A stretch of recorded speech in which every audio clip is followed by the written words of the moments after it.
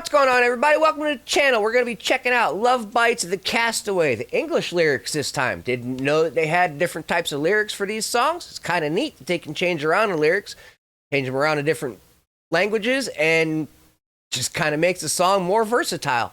Especially when you can take them and make the lyrics sound good by changing up the languages. Because some words and languages, when you flip-flop them, they really don't fit in songs really well. So this is going to be an interesting analysis. We're going to be picking it apart and seeing exactly what's going on with timing changes, key changes, different aspects of the song, what the music and everything's doing at that point, instruments are doing.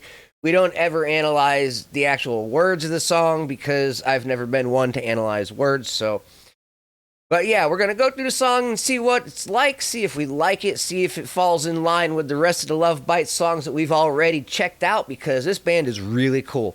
They got a lot of skills and abilities, and their talents are definitely top tier. I like how they go out of the box, and they do some really neat stuff with their music, so that's why we analyze it. See what's going on that they do that other bands don't do. Really cool stuff. This is the Mad Scientist Musician channel. We do gear reviews, song reactions, first time hears, originals, improvs, covers, all kinds of music and recording content. Like that kind of stuff, hit the like button. Subscribe to the channel if you're not subscribed. Comments about what I've got to say are always appreciated. I like to hear what you guys have to say too. I am a 50-year-old musician, been doing this stuff a long time. We are going to be checking out different aspects of music and relearning music theory in other videos, so make sure you check out the channel. We've got over 600 videos on the channel already. Tons of reactions, some originals, all kinds of different stuff. Even my old band CD from way back. So that's all there too. Check it all out. Got memberships available, and if you really want to help support the channel, because most of this stuff is copyrighted, you got that little thanks button. It works great. Donos are always appreciated. You guys are amazing and awesome. Let's check this song out.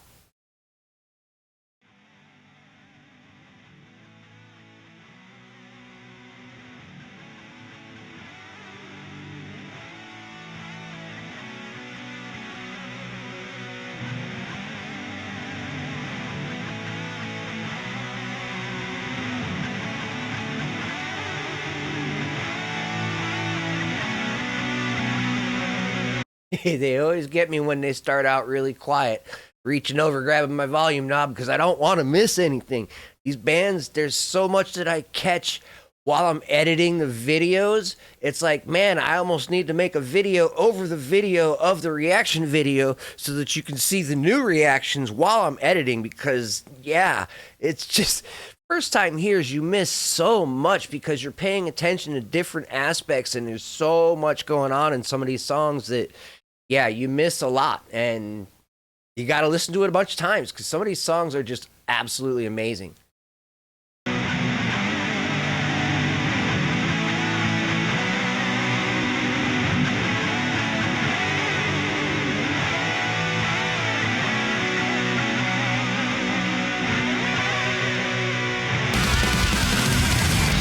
There it is. There it is. Right there. Yep. They've got those drawn out intros that just, you're like, what's gonna happen? What's going on? And I mean, 30 seconds, they're still going. Just long, drawn out intros in a lot of their songs, but I understand why they do it, because song time play is a big thing. The longer you can get somebody, just like these videos here, the longer people watch the video, the better the channel does.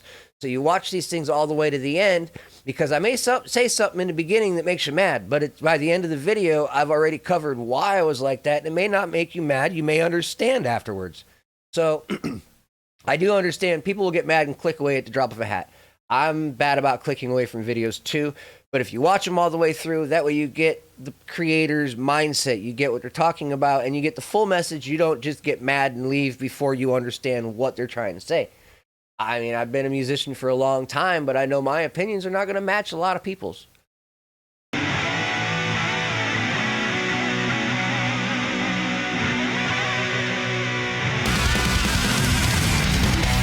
Okay, so we kick off, drums just beat down with a quick intro riff, and then kicking into the double bass patterns. The double bass in these songs are absolutely mind-boggling. It's so fast, so consistent. It sounds like a machine.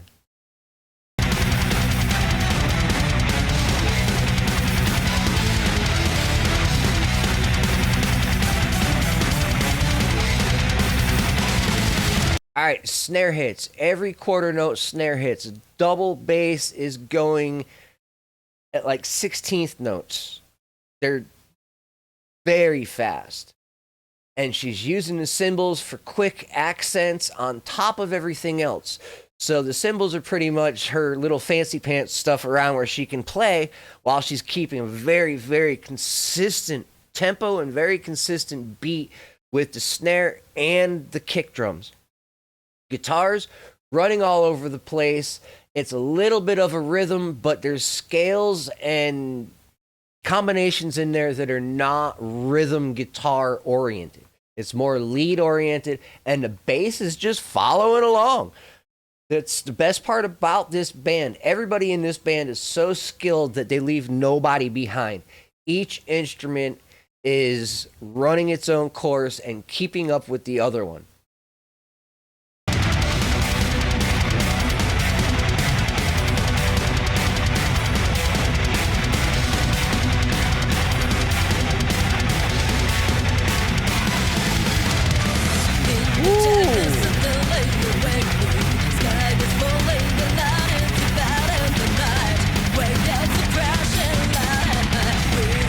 Oh, I love the bells. She's dingling the bells and the splashes. Absolutely love it.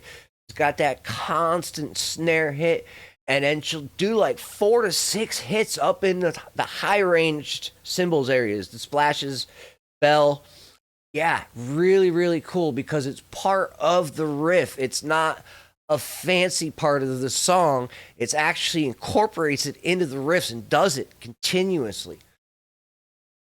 Typically, bands do like a standard 4-bar measure. These girls are running, I think, more than 4. They might be running 8 bars per measure. That way, they get more out of the song.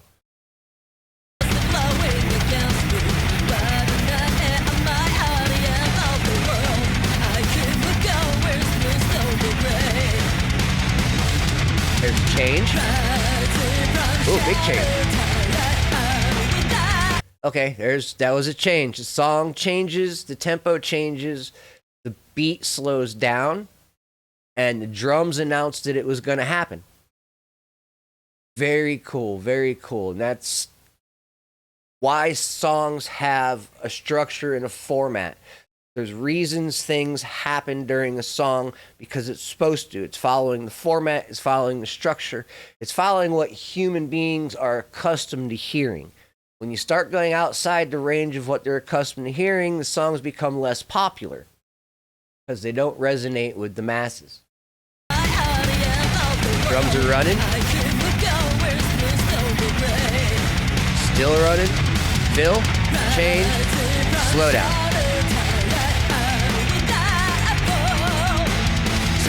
The bass is actually louder than the guitars. That's so cool. That's why I like how they mix Love Bites albums. All the instruments are pretty much at the same level. So you can pick the bass out and you can hear what the bass is doing by itself. And she's running scales in a rhythm style, keeping up with the bass drums and the snare for timing. Because the bass guitars is basically the secondary timekeeper. They keep them and the drummer work together in unison to keep the song flowing. The guitarist and the vocals are pretty much the ones that can go ham and go off wild and do all kinds of weird things. Now, if the guitar is holding rhythm and time, then that gives the bass time to go off and do random weird things. So this is why we listen to all this, because these girls will turn around and they will let each individual shine in their own way, and the music is absolutely on point.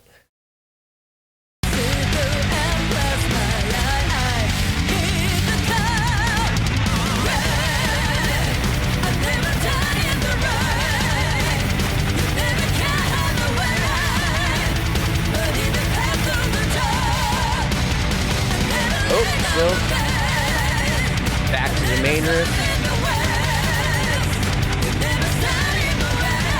And she's throwing the China in there too for the quick accents. I love how she's using the use of the different cymbal tones to add spice to the drum parts. And it's a repeated riff. So it's not like she does it just for Q accents like a lot of bands do. A lot of bands will use the bells and stuff for Q accents. Something's coming up next. She's using it as part of the riff for a little bit of extra fancy, and it's really, really appreciated. So appreciated. Two guitarists doing basically the same thing, but they're putting spice into the riffs also. So they've got somewhat complex riffs with neat little spicy parts in them, and you gotta listen to hear it. It's slid in there so that it seems like it's supposed to be there. And, well, it is supposed to be there because that's how they designed the song. Wow!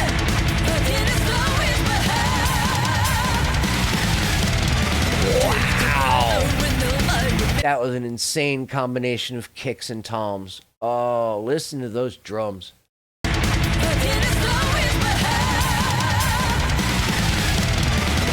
Oh, so fluid.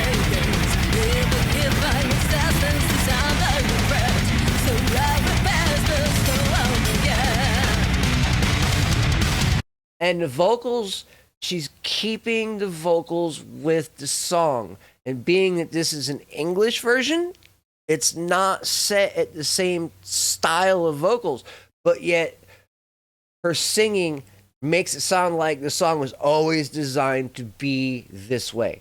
And that's what I love about the vocalist in this band, is she's got the ability to make it seem normal, like it was supposed to be. And it's so fluid and so smooth.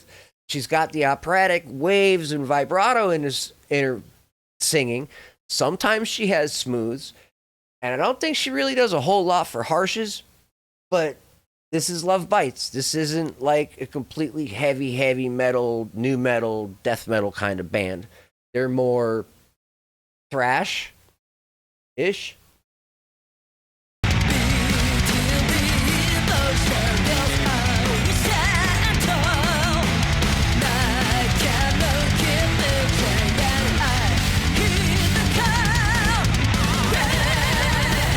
Harmonic pitch. Yep, so they're going with a basic 4/4 time, which is really cool, and they're keeping that very consistent. I haven't heard any kind of odd time signatures yet, so they're staying with general format, which is perfect. That's what the majority does.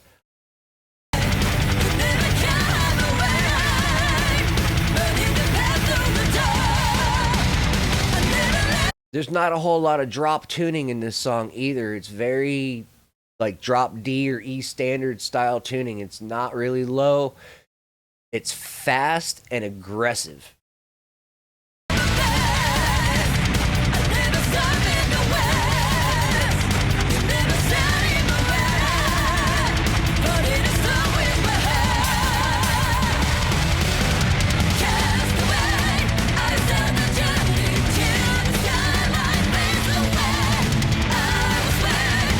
Yeah, she's getting 4 double kicks in for every snare hit. So, yeah, those are 32nd notes, quarter notes, 4 to 4, 16th notes. Math. Yay, math. Yes, math and music. When you looked at your math teacher and said, where am I going to use this as an adult? Oh, math is everywhere. And music is a lot of math. Tool. Oh, man, they use math formulas to write their songs. It's just, yeah. Oh,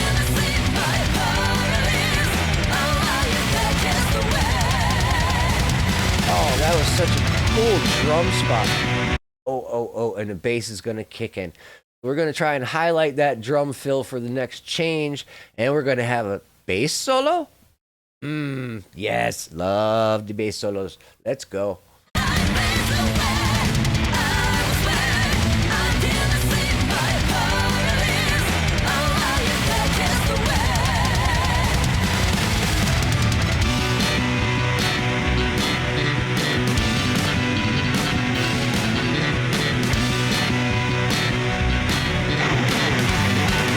Oh Oh, that was so cool. So, in the bass aspect of things, you've got plucking, strumming, hammering, thumb whaps, all kinds of beautiful combination of uses of the bass.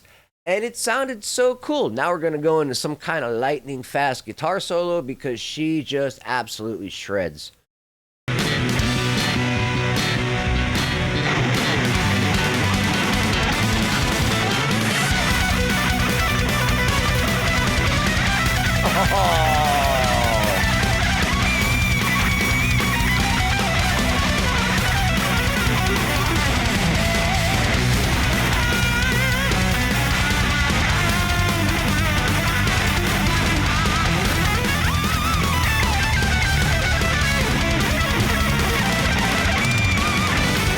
Oh, we're changing guitars. All right, first guitar. Amazing use of the guitar neck, octaves, and combinations of scales. She was up in the highs, down in the mids, all over the neck of that guitar. Not a whole lot for hammer-ons, pull-offs, and tapping, but it was individually picked with lots of lightning speed notes. Oh, just adored it. She shreds. This one shreds. They both shred. There's no shortage of skills in this band. Like I said earlier, they let them all shine. Let them all shine.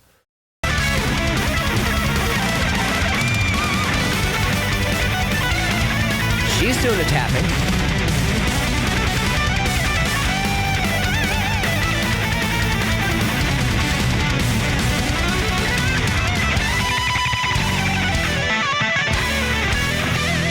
Combination.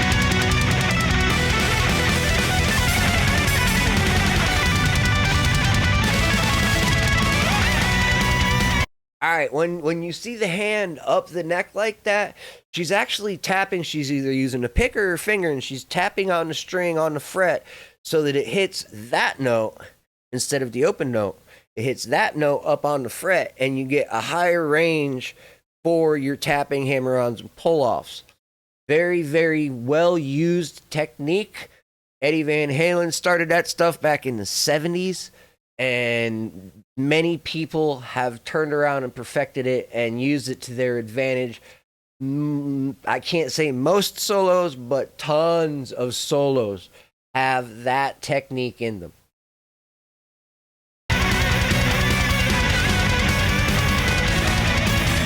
That's call and response.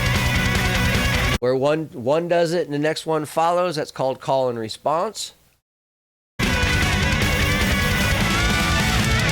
Harmonies.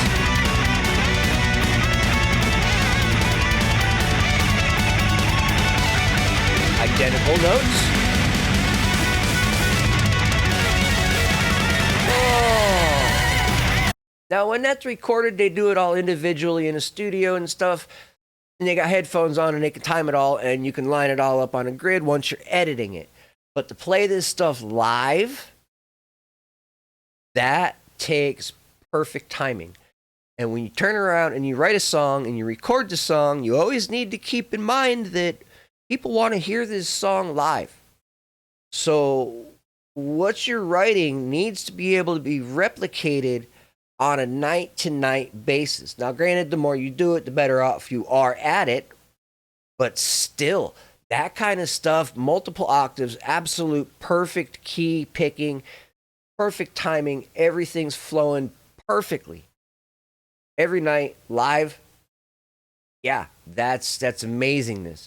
I remember watching a video where Austin Archie turned around and he said, after we wrote that, I was wondering if I could even play it. And that dude is an amazingly fast drum player from Lorna Shores.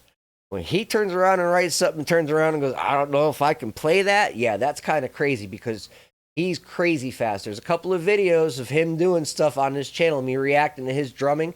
And yeah, lightning fast is an understatement.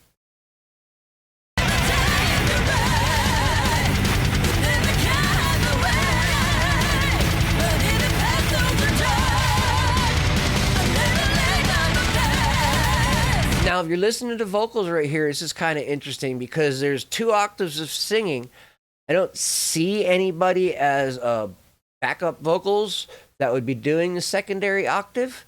So I wonder how this would sound live, because I know you can't spit 2 octaves out of the same vocal cord at the same time. It's not really... That would be a real special talent if you could.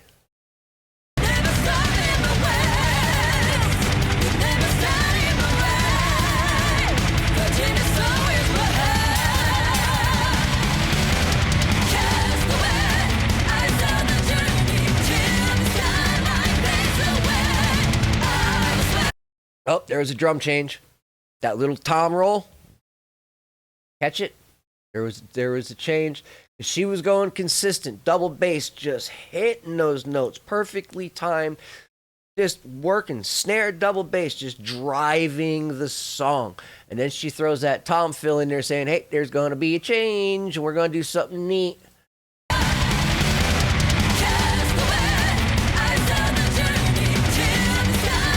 Just goes right back to the pushing.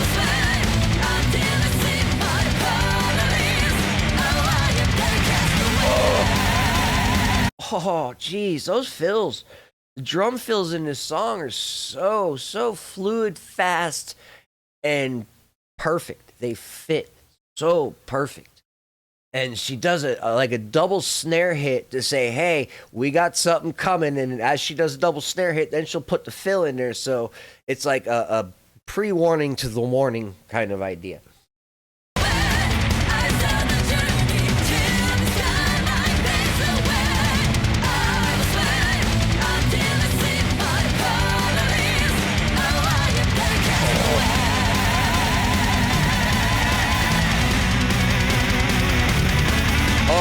Twin guitars.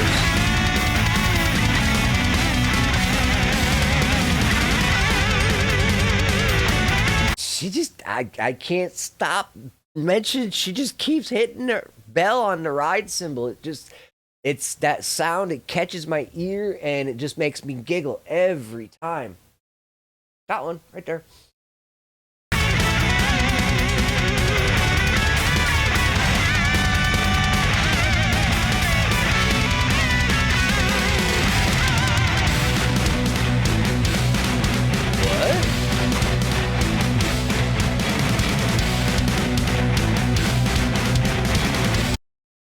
We were talking about timing changes earlier. This is a timing change. This is an amazing timing change. Not only did it slow down, but I'm thinking it went somewhere.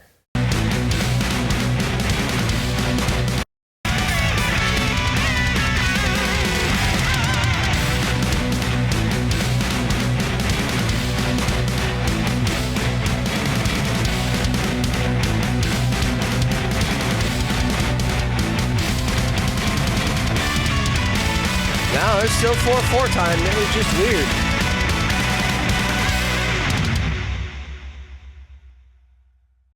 The tempo changed. The strumming changed. Everything changed at the end. And it sounded like it was still 4/4 time. It was counting out like that. It could have been 3/5/7. I'm not quite...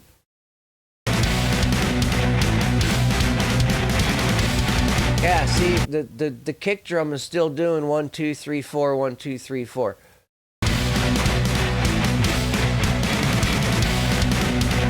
Oh no, wait. It did not. It started out weird. Pause.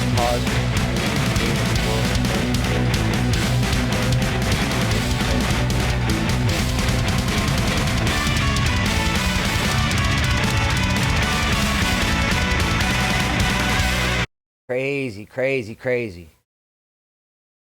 Ooh, okay. Yeah, that was another mind-blowing song from LOVEBITES. All these first time hears, man, it's just always a pleasure to hear them, a pleasure to analyze the song, see what's going on, see what they come up.